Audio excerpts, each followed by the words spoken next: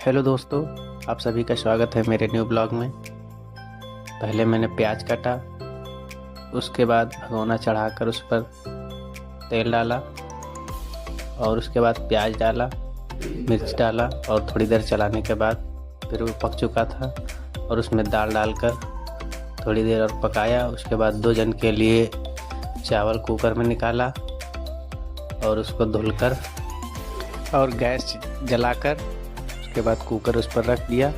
Bye bye.